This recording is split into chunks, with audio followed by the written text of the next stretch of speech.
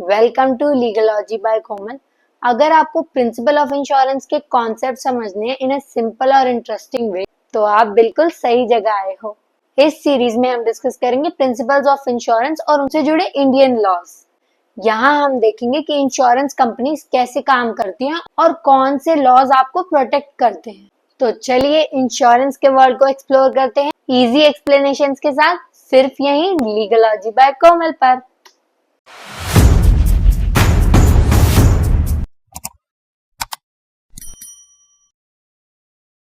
आज हम डिस्कस करेंगे लाइफ इंश्योरेंस कॉर्पोरेशन यानी एलआईसी के कॉम्पोजिशन और पार्ट्स के बारे में।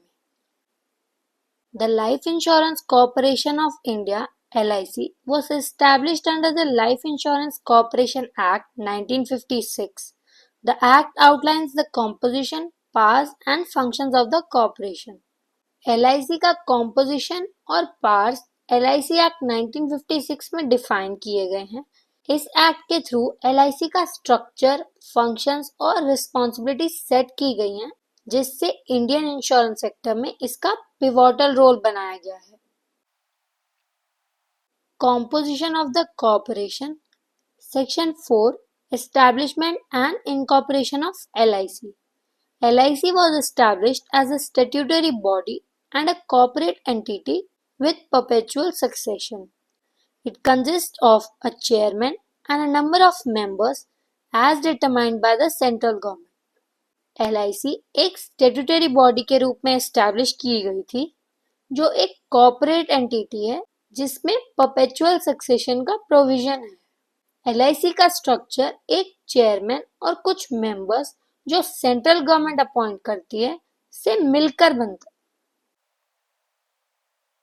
Constitution of the Corporation, Section 5. The corporation is governed by a board comprising a chairman, 4 other members, or as many as the central government may appoint. The appointments are made by the central government. LIC को एक board of directors govern करता है। इस board में एक chairman और 4 और members होते हैं, लेकिन सेंट्रल गवर्नमेंट और मेंबर्स भी अपॉइंट कर सकती है अगर जरूरत हो तो। Section 6 Power to appoint committees. The board has the authority to appoint committees to assist in various aspects of management. LIC का बोर्ड कमिटीज अपॉइंट कर सकता है ताकि मैनेजमेंट के डिफरेंट एरियाज को इफेक्टिवली हैंडल किया जा सके। Powers and functions of the Life Insurance Corporation. Powers of the Corporation. Section 6A Powers to impose conditions. LIC has the power to impose conditions when it comes to life insurance policies.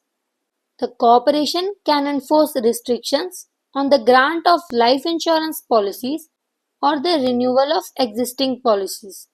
LIC के पास power है कुछ specific conditions impose करने की जब life insurance policies दी जाती हैं या उनकी रिन्यूअल की जाती है।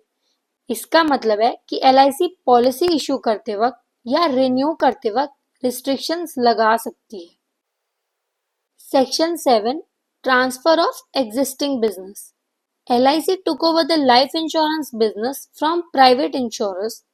This section deals with the transfer of all existing insurance business to LIC. जब LIC एस्टैब्लिश हुई, उसने प्राइवेट इंश्योरेंस कंपनीज का पूरा लाइफ इंश्योरेंस बिजनेस अपने अंडर ले लिया। ये सेक्शन एग्जिस्टिंग इंश्योरेंस बिजनेस के ट्रांसफर के रूल्स को डिफाइन करता है। Section 11 power to carry on life insurance business.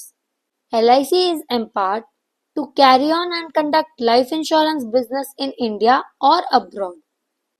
LIC को पूरे देश में या इंटरनेशनल लेवल पे लाइफ इंश्योरेंस बिजनेस चलाने की अथॉरिटी दी गई है। Section 24 investment of funds. LIC has the power to invest its funds as per the guidelines of the central government. LIC अपने फंड्स को सेंट्रल गवर्नमेंट के गाइडलाइंस के according invest कर सकती है, जिससे नेशनल इकोनॉमिक ग्रोथ में भी मदद मिलती है। गाइस, वीडियोस में मैं जो भी मेन पॉइंटर्स आपको एक्सप्लेन करती हूँ वह एज ए हेडिंग आप एग्जाम में लिख के आ सकते हो। Functions of the corporation. Section 6 functions of the corporation. The primary objective of LIC is to conduct the business of life insurance. It also aims at developing the insurance industry and spreading life insurance across the country, especially in rural areas. LIC का main objective है life insurance का business चलाना और इस industry को promote करना, खासकर rural areas में लोगों तक इंश्योरेंस पहुंचाना। Section 49 Acquisition of Immovable Property. The corporation has the authority to acquire, hold, and dispose of property for the purpose of carrying on life insurance business. LIC को property खरीदने, hold करने और dispose करने का right दिया गया है ताकि वो अपना लाइफ इंश्योरेंस बिजनेस इफेक्टिवली चला सके। और हाँ गाइस, नोट्स के पीडीएफ के लिए आप मेरे टेलीग्राम चैनल को ज्वाइन कर सकते हो और इंस्टाग्राम पर भी सपोर्ट कर सकते हो। Talking about some important case laws. LIC of India versus Consumer Education and Research Center 1995. The case involved the non-disclosure of terms and conditions in life insurance policies. The Supreme Court held that life insurance policies must be transparent and comprehensible to consumers. The ruling reinforced LIC's duty to ensure consumer protection. इस case में बात हुई थी कि life insurance policies के terms और conditions transparent नहीं थे। सुप्रीम कोर्ट ने कहा था कि पॉलिसीज को सिंपल और क्लियर लैंग्वेज में होना चाहिए जिससे कंज्यूमर्स को सब कुछ समझ आए। ये जजमेंट LIC के ड्यूटी को एम्फसाइज करता है कि वो कंज्यूमर प्रोटेक्शन का ध्यान रखे। Life insurance corporation of India versus Escorts limited and others 1986. The case addressed LIC's investment decisions and the power of the government to intervene. The Supreme Court ruled in favor of LIC, clarifying the relationship between the corporation and the central government, especially regarding the regulation of investments. ये case LIC के investment decisions और government के intervention के power से related था। Supreme court ने LIC के favour में डिसीजन दिया और क्लैरिफाई किया कि LIC और सेंट्रल गवर्नमेंट के बीच इन्वेस्टमेंट रेगुलेशंस कैसे काम करते हैं। Smith Shashi Gupta versus life insurance corporation of India 1995. This case dealt with the premature termination of a policy. The Supreme Court favored the policyholder, stating that LIC must act in good faith and in a transparent manner when dealing with premature terminations or disputes over the policy. ये case एक policy के premature termination के बारे में था। Supreme court ने policy holder के favour में डिसीजन दिया और कहा कि LIC को ट्रांसपेरेंसी और गुड फेथ में काम करना चाहिए जब भी प्रीमेच्योर टर्मिनेशन या डिस्प्यूट्स होते हैं, और कहा कि LIC को ट्रांसपेरेंसी और गुड फेथ में काम करना चाहिए जब भी प्रीमेच्योर टर्मिनेशन या डिस्प्यूट्स होते हैं। सरला देवी वर्सेस LIC of India 2007.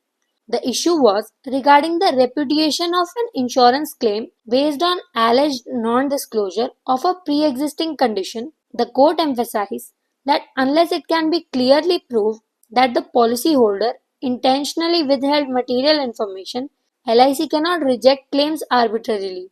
ये केस एक क्लेम रिजेक्शन से रिलेटेड था जो allegedly pre-existing condition disclose ना करने पर बेस्ड था। कोर्ट ने कहा कि जब तक ये प्रूव ना हो कि पॉलिसी होल्डर ने जानबूझकर इंफॉर्मेशन छुपाई, LIC क्लेम्स को रिजेक्ट नहीं कर सकती।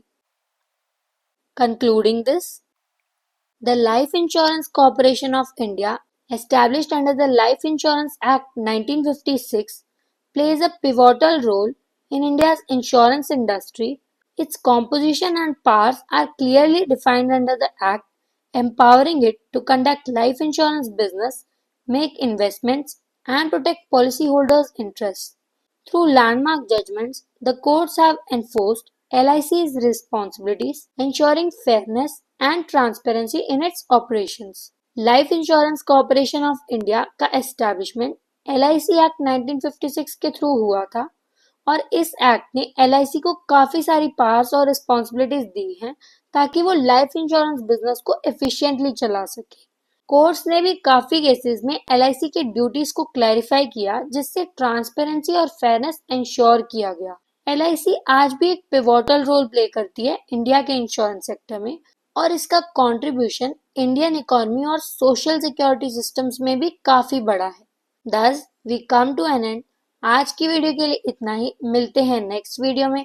Do not forget to like, comment and share this video with your friends.